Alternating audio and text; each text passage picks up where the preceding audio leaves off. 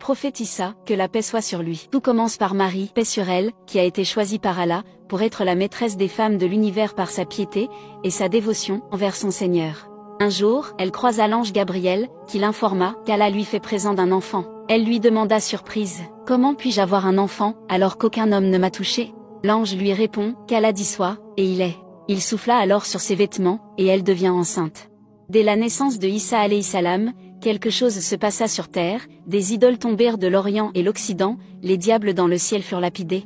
Jusqu'à ce qu'Iblis et ses soldats se mirent à chercher ce qui se passa sur terre. Ils arrivèrent alors en Palestine, et voyaient Jésus alayhi salam, dans les bras de sa Vierge Mère, avec les anges tout autour en train de les protéger.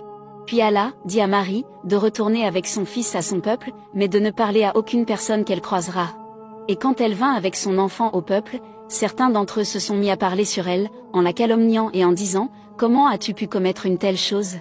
Mais Allah a fait parler Jésus alayhi salam, pour qu'il soit un signe aux gens. Il dit alors qu'il venait de naître, « Je suis le serviteur d'Allah, il m'a donné le livre, et m'a désigné prophète, où que je sois il m'a rendu béni. Il m'a recommandé tant que je vivrai, la prière, et la zakat et la bonté envers ma mère, il ne m'a fait ni violon ni malheureux. » Les fils d'Israël commencèrent à parler, et la nouvelle commençait à se propager chez eux, qu'Allah a fait parler un enfant qui venait de naître, et l'habitude des enfants d'Israël est qu'à chaque fois qu'un prophète leur vint avec ce qu'ils ne désirent pas, ils en traitent certains de menteurs, et ils en tuent certains.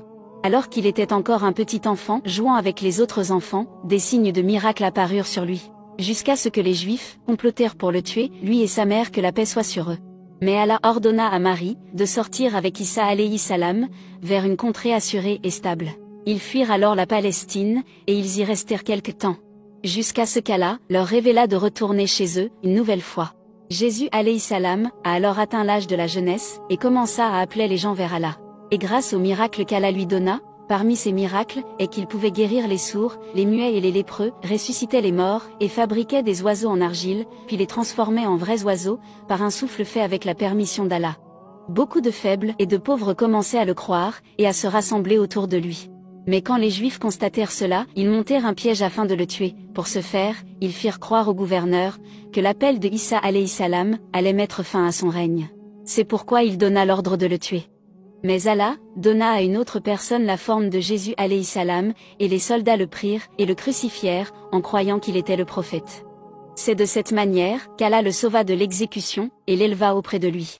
Jusqu'au jour où il descendra pour combattre le faux Messie, mais ça, c'est une autre histoire.